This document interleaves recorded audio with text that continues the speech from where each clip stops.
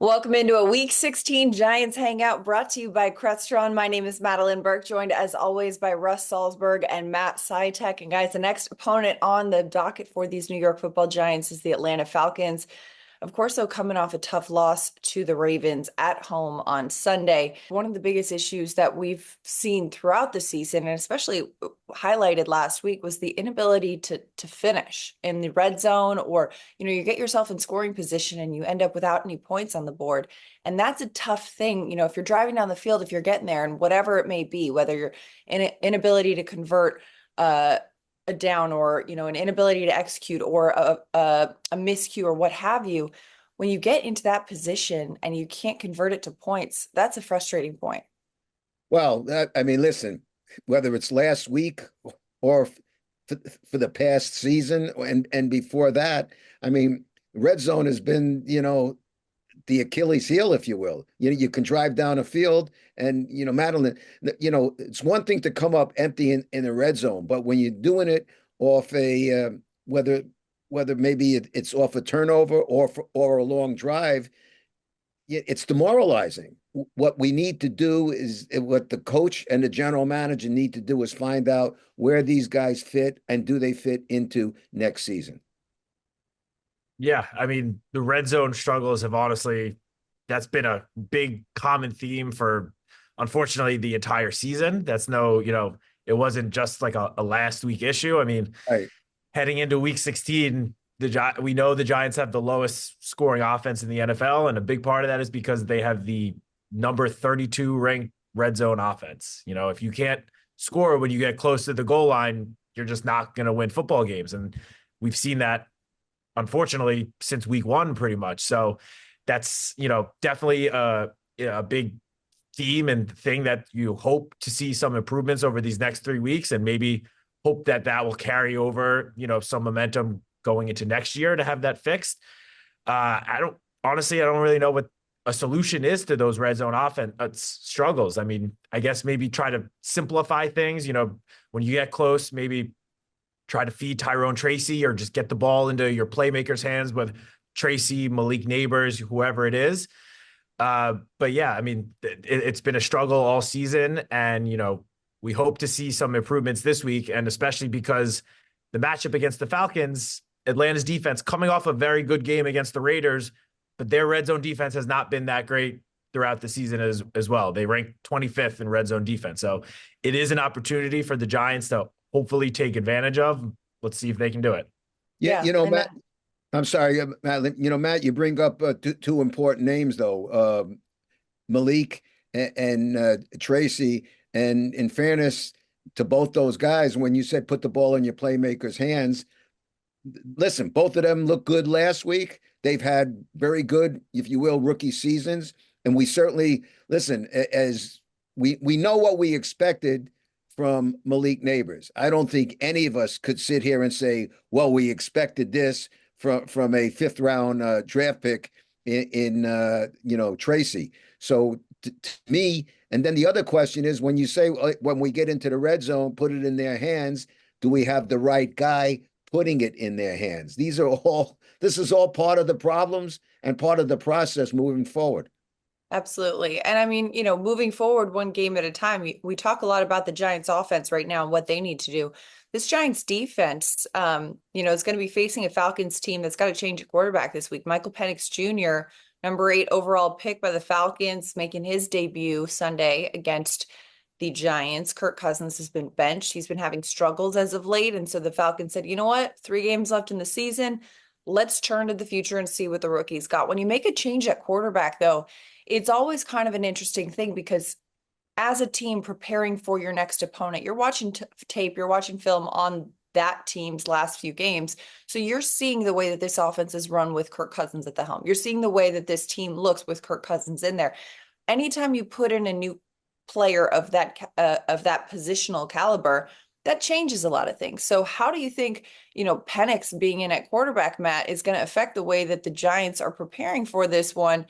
And, he's a mobile quarterback. And especially when you look at the way that the Giants run defense over the last couple of weeks, has had their challenges and stepped up in ways. But, this is going to be another interesting challenge for them.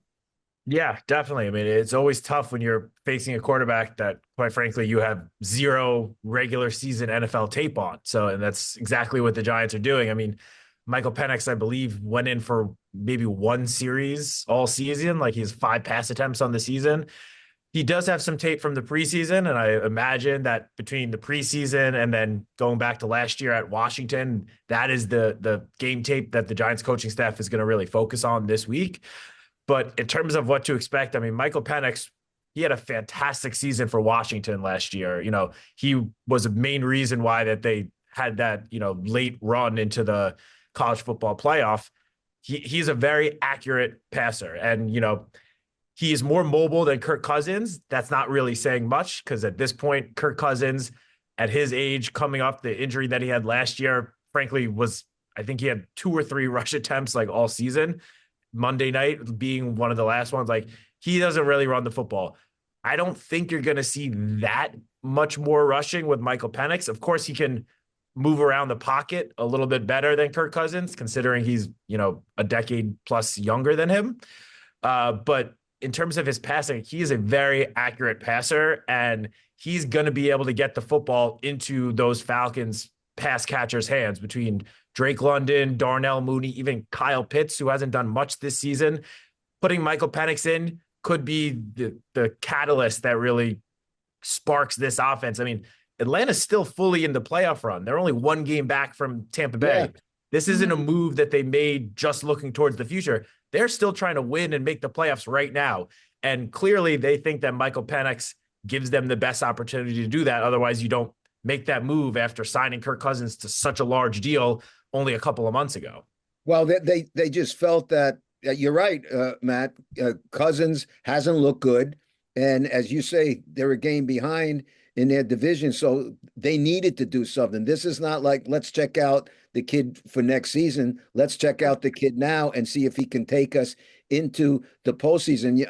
I'm glad you also brought up his accuracy. You know, at Washington, not only was he an accurate passer, but he was an accurate passer, letting it fly. He can throw the ball a long way, so that's going to be interesting to see. And again, it's going to be interesting to see how the D-backs for the Giants handle it.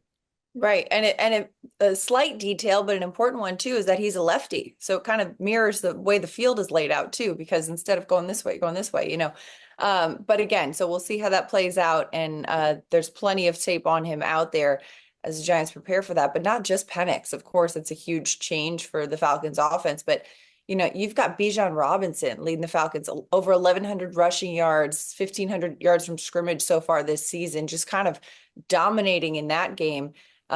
Drake London, a receiver that has shown to be a real threat in that regard as well. When you look at the way that these skill position players are a factor as well, Matt, where are you putting your focus on if you're the Giants defense saying, okay, this is what we got to prioritize to shut this down?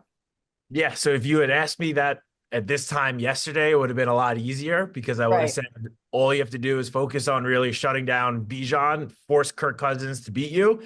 Now that equation has obviously changed a good amount. I still think your number one priority, similar to the last 2 weeks, should be shutting down or at least attempting to shut down or contain Bijan Robinson, because similar to Alvin Kamara 2 weeks ago, Derrick Henry last week, Bijan Robinson is one of the best running backs in the NFL. And unlike those other two, he is a lot younger. He's still very fresh. He's young. He's got a ton of, energy. He is a very tough guy to take down, especially in the open field. So slowing him down definitely has to be priority one, but it can't be your only priority. And last week I said priority 1, 2, and 3 has to be shutting down Derrick Henry. Well, the Giants did a decent job at slowing down Derrick Henry. He did still average, 4.7 yards per carry, but 4.9, if you told me that Derrick Henry would finish the game with 67 total yards, I think all of us would have signed up for that in a heartbeat. Unfortunately, the flip side of that was that Lamar Jackson had one of the best games of his career as a passer, throwing for almost 300 yards and 5 touchdowns. So while we don't know exactly what Michael Penix is going to bring to the table, considering it's his first start, priority number one should still be slowing down Bijan.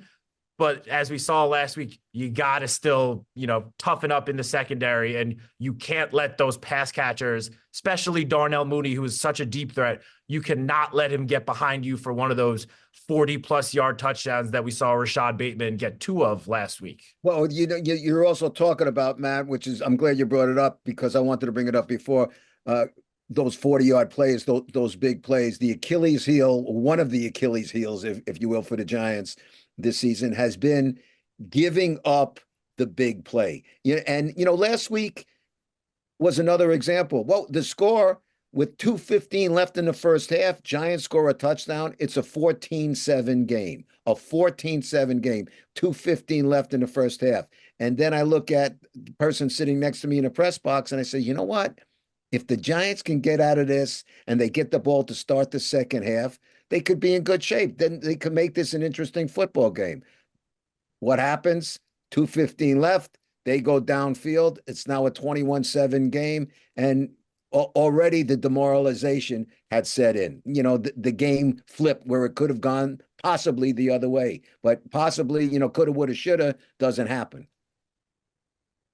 Yeah, it's like Amani Toomer always says, if ifs and buts were candy, Right. then every day would be Christmas, right? Right. It's just it's tough when you see the moments where you're so close and you're so, oh, if things just go a couple plays this way or a couple plays that way. But that's kind of how this season has gone, right? It's kind of on the edge of if a couple things had fallen this direction instead of that way, things go very differently. And at this point, yes, we're looking at Atlanta in week 16, but we've got 3 games left of the Giants season. A lot of questions still remaining about what this team needs and looks at moving forward. And so, Russ, or Matt, I'll start with you on this one. When you look at the remaining 3 games here, what is the highlight? What do you need to see from this Giants team as the season closes out? Quite frankly, the number one thing I want to see, I just want to see some fight in these guys. I mean, there's not much to play for at this point. We all know that. The Giants are 2-12. They're not making the playoffs. Like, the only thing you can play for at this point is pride.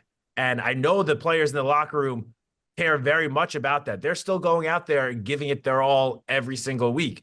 Now, obviously, last week's game, it was still somewhat a lopsided affair. And you want to see these last 3 games, whether or not you win, that doesn't matter as much. Of course, you want to win all 3 games. That's number one priority. But you just want to see these guys show fight, keep these games at the very least, keep them close, because you're playing for pride. I mean, you're playing for a potential spot on this team next year, or even if it's not a spot on this team, a spot on another NFL roster next year. And, again, Joe Burrow mentioned this about the Bengals like last week. Even though they have a slightly better playoff chances, he said, I want to see who's willing to give it their all at this point when the season, seems kind of lost. The Giants are the same exact way. I want to see who is going to go out there, give it 110% for every single snap they're on the field, and show that why they should be a part of this team moving forward. 100%. Listen, the 3 of us are around this team. We see this team. We see them on the field. We see them at practice. We see them in the locker room. And the one thing that you have to give them credit, I have not seen anybody quit, and that credit to the players. And quite frankly, credit.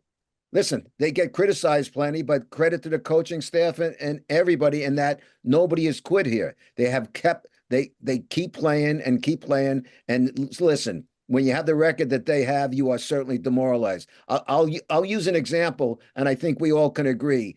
A new Giant this season, Brian Burns exemplifies what playing hard all the time is, playing hurt, whatever. I mean, nobody. I don't think there's anybody on the squad that hates losing more than Brian Burns, and he's had his fill of it. But he goes out there every day, and I'm not using a cliche. He's giving you 110%. All the time. That's what we have to see moving forward. Absolutely. There's a lot of effort. There's a lot of fight in these guys as the season kind of winds down, but it is a tough one. A 2-12 season, 0-8 at home, 9 straight losses. It can weigh on you. But as you mentioned, Russ, you see these guys every week showing up and preparing and putting their best foot forward. And hopefully that translates to something positive before the season comes to a close. But that's a wrap for our Week 16 Giants Hangout, brought to you by Crestron. For Russ Salzberg and Matt Sytek, I'm Madeline Burke. We'll see you next time.